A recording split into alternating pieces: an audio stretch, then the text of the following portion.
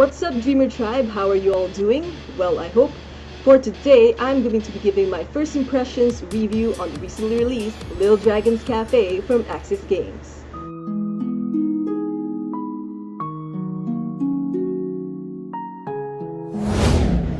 Now, this game isn't well known prior to the release, if the poll I ran had anything to say about it.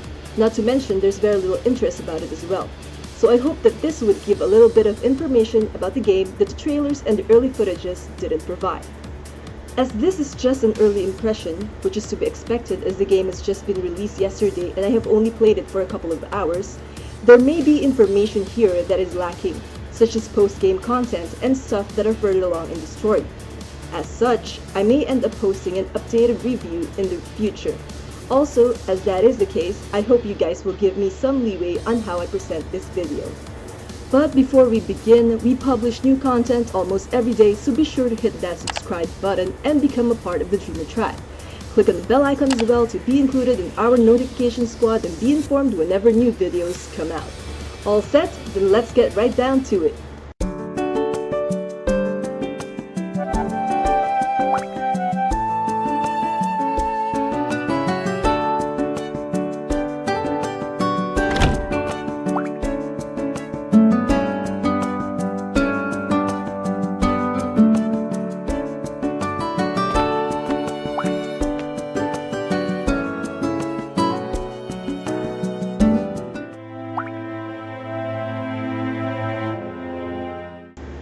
Little Dragons Café, released on the 24th of August, tells the story of twins who find themselves running their mother's cafe when their mother suddenly falls into a mysterious illness that keeps her from waking.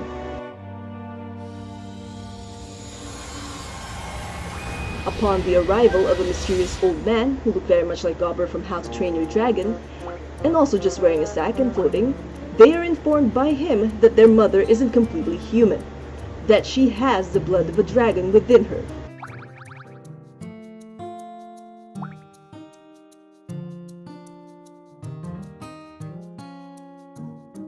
The old man further explains that the only way to wake up their mother would be to raise a dragon from the egg he gives them by feeding it delicious food.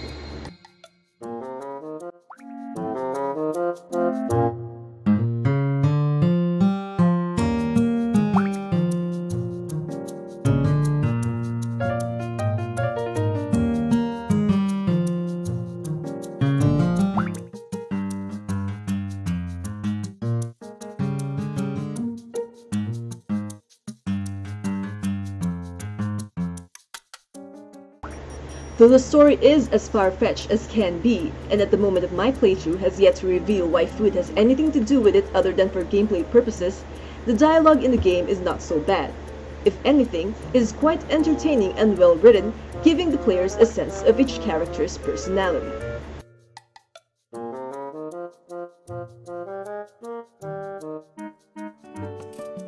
Speaking of characters, most of them, if not all, have very quirky characteristics and zany personalities that one could expect from the creator of the original Harvest Moon.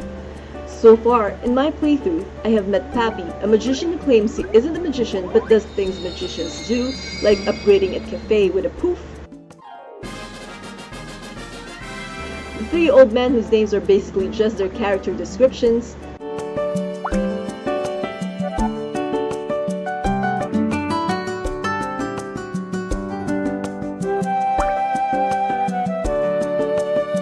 Billy, the lazy good-for-nothing musician slash dine and dasher.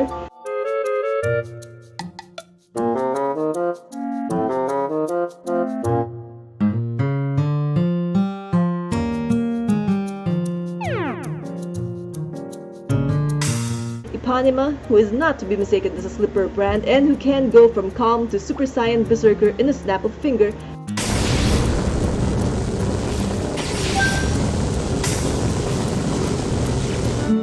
And Lucola, a healthy, green pig-looking cook. Of course, you have your twin sibling with you as well, and depending on which gender you choose at the beginning of the game, can either be the girl or the boy sibling who ends up ordering you around for the most of the game.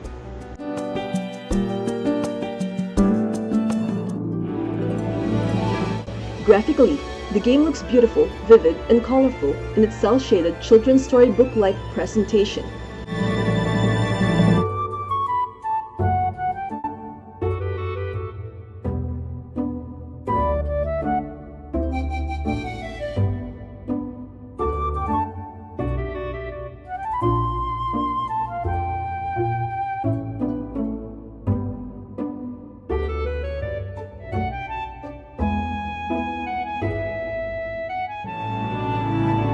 It's no Breath of the Wild, but personally, it is a breath of fresh air from what I've been playing in my Switch thus far.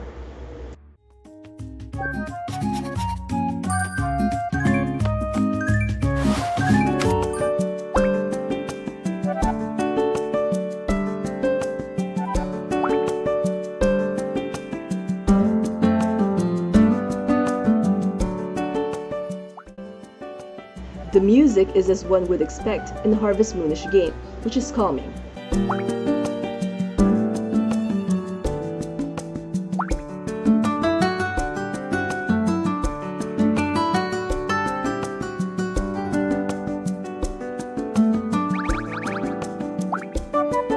All the tracks go well with whichever part of the game world you are in or what you're doing. It's no orchestra, but its simplicity goes well with the game.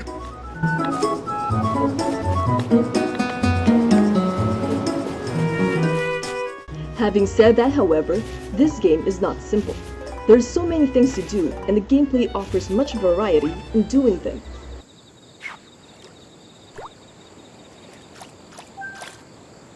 The basic flow of the game is that you get ingredients, find recipes, cook food, update your cafe menu, feed your dragon, explore, rank up, and repeat.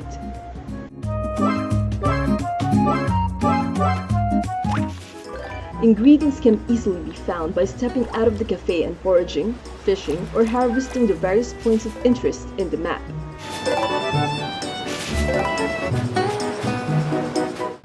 Recipes can be found scattered in glowing crates, though you would need to find 4 fragments of a particular recipe and speak with Pappy to unlock them for use in your cafe. Sometimes, your staff members can give you recipes or recipe fragments whenever you speak with them as well.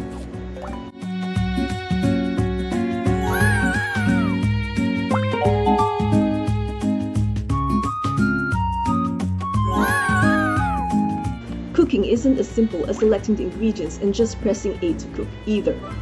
Cooking requires you to successfully complete a rhythm-based minigame with the results of your cooking dependent on not only the quality and choice of ingredients, but on how well you do with the minigame itself.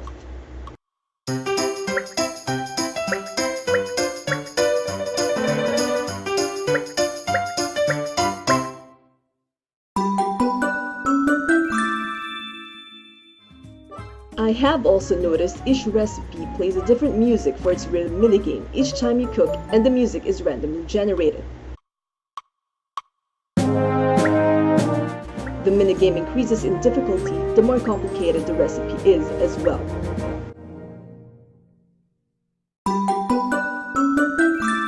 Once you have successfully cooked a recipe, you are given the actual food item and option to add the food to your cafe's menu.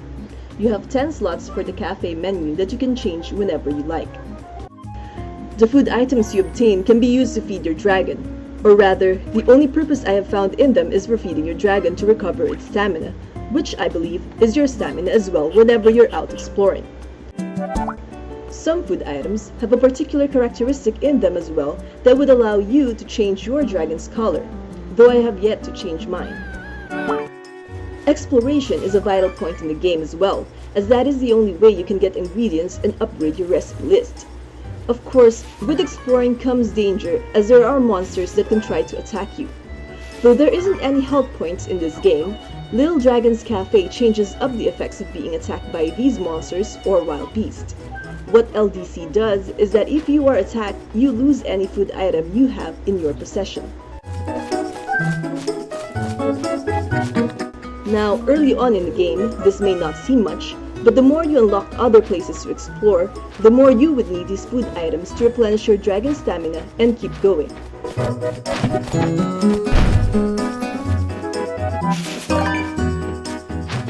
Ranking up your cafe is doable by working in the cafe and providing the best service you can to your customers. In the cafe, you can take orders, cook the orders, clean the dishes, and get customers to stay for a while in the inn. You can also just let your staff do the work for you if you want, but that would take ranking up the cafe a long time. As it is a simulation and time management game, managing time to do all of these is a must and is a much greater challenge than dodging the beasts out in the field. With that said, the progression of the story depends on you unlocking recipes, cooking said recipes, increasing the rank of your cafe, and helping your customers overcome whatever problems they may be facing.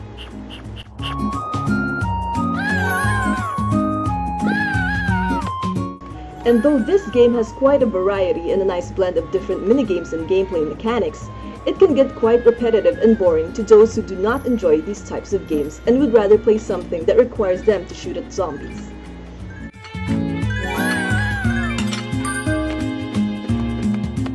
As many good things as can be said about this game, there are quite a number of things that can dissuade people from buying the game, apart from the aforementioned repetitive gameplay.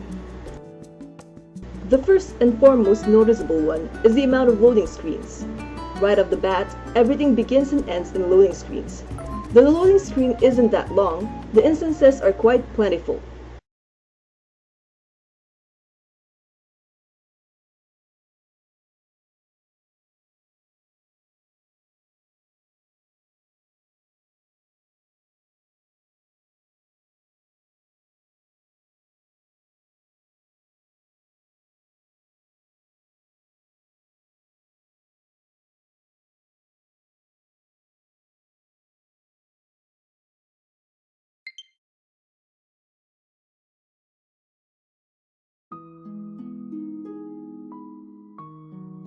Having said that, however, I have noticed it getting quite fewer the further you are into the game.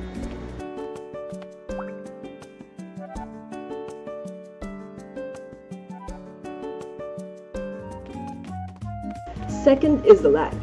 As I was playing on dock mode, I noticed the lag right at the start of the game. Though it isn't noticeable during cutscenes, moving your character around during the actual gameplay shows a slight stutter in their movements. It gave me a little bit of a headache at the start, but it is less noticeable if you are on the field as compared to inside the cafe. I also found later on that I have gotten used to the itsy bitsy lag.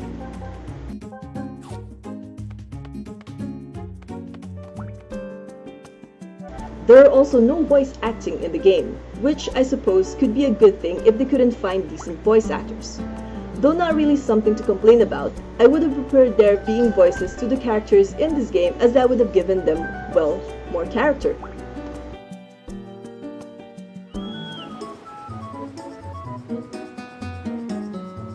Now the really annoying thing I have come across in the game is the way the dragon behaves. Now my dragon is still this cute little thing and it does prove useful, especially when items from enemies get stuck so high up and you can't reach it. The dragon would just pick it up for you and bring it to you. Now this takes quite a long time, especially calling the dragon if it's far away. And you can't do much while you wait for it to do something you have asked of it, like crawl inside a little cave. The farther your dragon is, the longer the wait time and the time wasted in waiting. So what do I think of the game as a whole? What is my early impression of Little Dragons Café? Well, I'm actually enjoying it. Though the whole gameplay feels like it is, and maybe it is, geared towards children, this is actually an enjoyable game for those who like to play farming, exploration, cafe management, simulation games. Is it priced fairly? I honestly think not, even with how many things you can do with the game, especially when you look at the file size of the game, which is roughly around 630 MB. I would personally have priced it at around $30 to $35 max, regardless if it was made by the man behind Harvest Moon or published by Axis. It's not boring though, so there's that. My verdict? If you love time management and simulation games, if you love Harvest Moon, Rune Factory, or Stardew Valley, if you love dragons, then you will enjoy Little Dragons Café, and it would feel worthy of your money. Otherwise, fast-paced gamers would find this to not be their cup of tea. So at this moment, after playing a good chunk of the early portion of the game, I would give this game a 3 out of 5. It's a fair enough game, it's fun, and there's tons to do, though it might not be for everybody.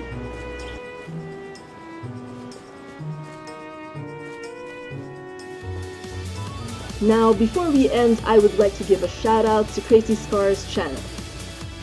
It's a cool channel packed with contents ranging from games to makeup, challenges, events, and her own vlog.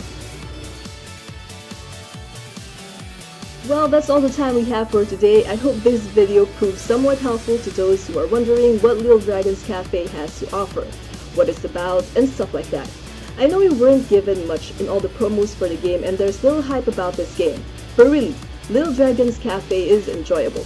The story might not be Shakespearean in nature, but it's what it is, fun. Thanks for taking the time to watch this video. If you got any suggestions, constructive criticisms, or just thoughts about this game if you have played it, questions about it if you want to ask, don't hesitate to do so on the comment section below. With that said, I'll see you all in the next video. Until then, dream on, fly on.